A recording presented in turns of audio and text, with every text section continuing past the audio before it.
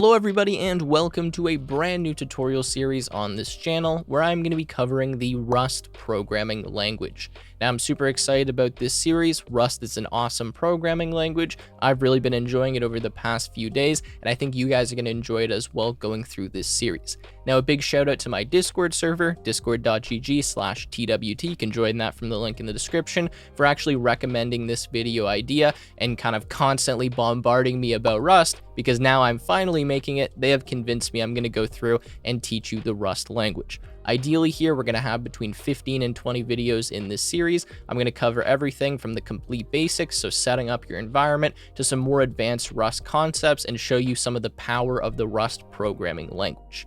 With that said, I will quickly mention here that this series is not designed for complete beginners. I'm assuming you have some familiarity with programming. You've touched programming languages before, or at least one before. Otherwise, it will be a little hard to follow along here. However, if you are a beginner programmer, that's fine. I'm just assuming you kind of know what a variable is, you understand what a command prompt in a terminal is, and I'm not going to explain all of the super basic stuff that I imagine most of you are familiar with.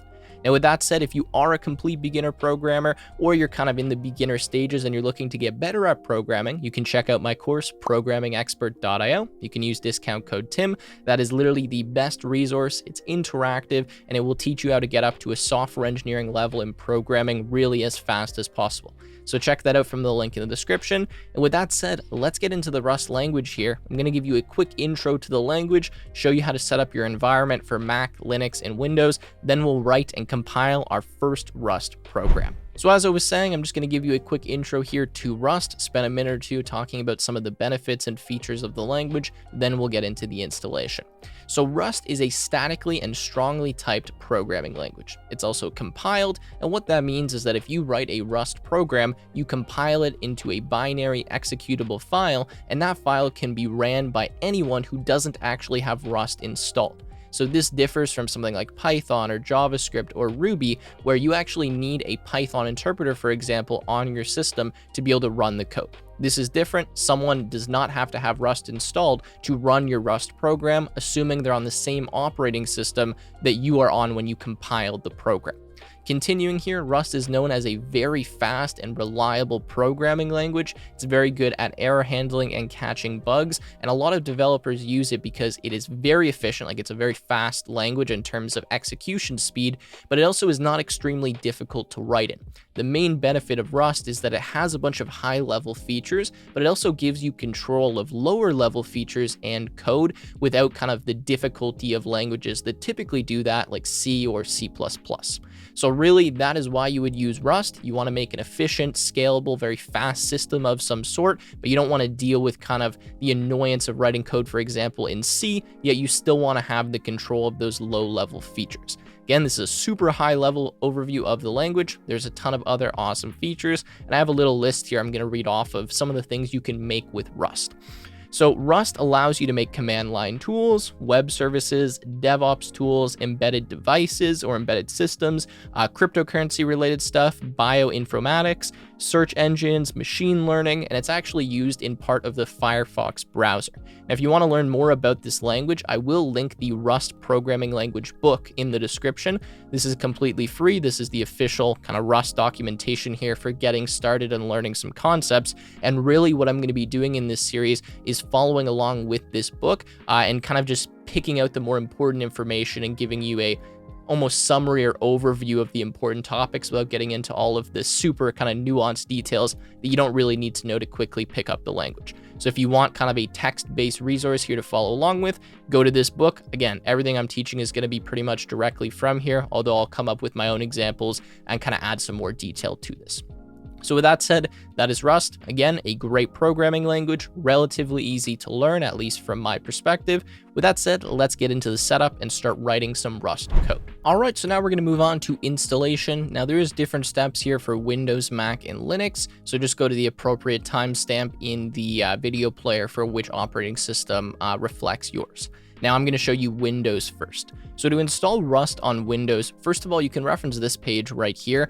This has all of the installation instructions in case for some reason what I'm showing you doesn't work, although it should. Anyways, what we need to do on Windows is go to this page right here, I'll leave this direct link in the description, and we need to download the graphical installer for Rust. So we can download rust init.exe. We're going to use the 64-bit version unless for some reason you're on a 32-bit machine, although I imagine most of you are on 64-bit, so just click on 64 if you're unsure. Anyways, you're going to download that. That is going to give you a program that you can just double click on wherever you download it to. So I'm just going to load it up. I already do have Rust installed, but just so you guys can see how to go through this. And all you have to do here is hit 1. So you're going to proceed with the installation, just the default. You don't need to mess with anything, and then hit enter. Now I already have this installed, so it went very fast. But for you guys, it will install Rust, and then you should be good to go.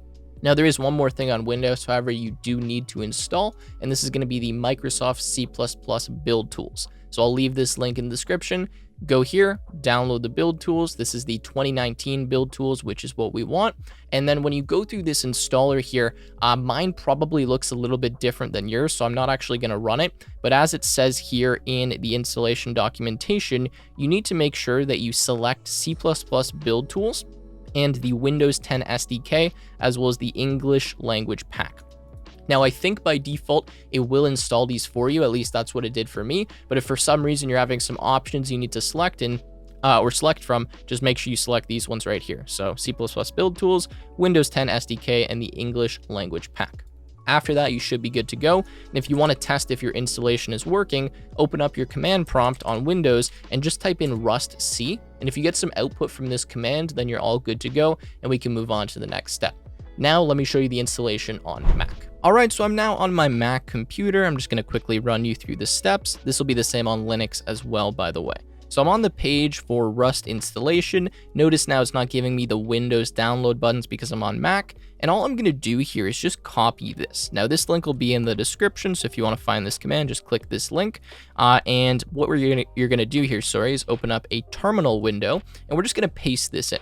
So I believe I can use Command V to paste that. If that doesn't work for you, then try right-clicking on your mouse, and it should paste that into your terminal. Now, what you can do here is hit enter, and this should actually download the installer for you and run through the Rust setup. So here we're getting the same thing we got in the Windows installation. All we need to do is hit 1 to proceed with the default installation, and then hit enter, and it should install Rust for us. Now, we do also need a C compiler here to be able to run Rust on Mac. However, you should have one installed by default. And once this is finished, I'll show you how we can test the installation to make sure it's working. All right, so as you can see here, Rust is now installed. However, before we can get Rust to work, we do need to restart our terminal window. So I'm just going to close the terminal here. I'm just going to open up a new window. So let's go new window here. And inside of here, I'm simply going to type the command rustc. Now, if this command works for you, then you have successfully installed Rust and you are good to continue on with the video. If this did not work, then please check the installation documentation. Again, it will be in the description. There may be an additional step that you need to follow, or you may have not actually ran this command correctly. With that said, that's all that I have for you for the installation. Now let's actually write some Rust code. All right, so I'm back on my Windows machine, and I think as I mentioned, I'm going to be using Sublime Text here as my code editor. You can use whatever you'd like, but this one is free and what I'll be using. So you can download this from the link in the description if you want, and I have it open here.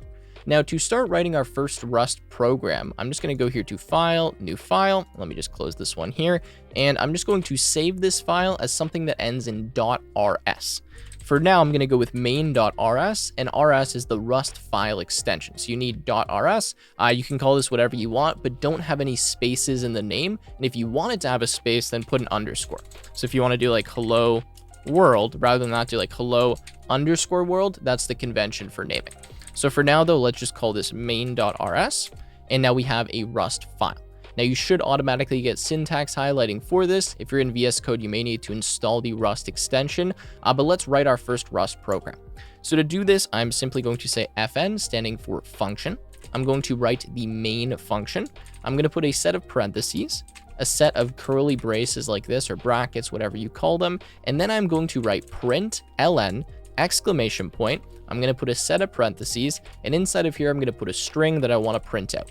Now, of course, we need to do hello world. That's what we do for our first programs every time. And let me save this file, and I've now written my first Rust program. So I'll quickly break this down for you, then I'll show you how we actually run this. So fn stands for function. We'll get into functions later, but the main function is a special function in Rust that's going to be executed automatically when you run your Rust program. So you need to make sure you call this function main. It's kind of the entry point of your code, and anything inside of here will run immediately. Now in Rust, you're supposed to have, I believe it is 4 spaces, not tabs for indentation, although let me check on that. So Rust does actually recommend that you have 4 spaces as opposed to tabs for your indentation level. It doesn't matter so long as you're inside of the correct set of parentheses. I'm actually just going to use tabs because they're easier, but just wanted to mention, in case any of you are wondering, 4 spaces rather than tabs. Continuing here, we have println. Now this stands for print line, and then we put an exclamation point. Now the exclamation point actually means that we're running something called a macro. Now, I'm not going to get to that for a while, but this is different than a function. This is actually a Rust macro, and this is going to take one string argument here that allows us to print this out to the screen. So that's really all we're doing. We're printing the string hello world to the screen, and this is a string because it's surrounded in double quotation marks. Okay, so let me save the program here. Now that we have our first program, we need to know how to run this. Now the steps will be very similar on Mac or Windows, same with Linux. We just need to open up a terminal or a command prompt. All right, so now that you have a terminal or command prompt open, what you need to do is get into the directory where your Rust code is. So first you need to know where you saved it. I imagine you guys can figure that out, but mine is actually in a folder called Rust tutorial, which is on my desktop. So from my command prompt here, I'm going to type cd, standing for change directory, and I'm going to change into the desktop directory. Then I'm going to change into the Rust tutorial directory. And now that I'm here and I type ls, you'll see that I see the main.rs file. Now, all of these commands will work on any operating system, so you can run them on Windows, Mac, Linux, etc. Now that we're here, we can actually run the rustc command, which stands for rust compile, followed by the name of our file, which in this case is main.rs.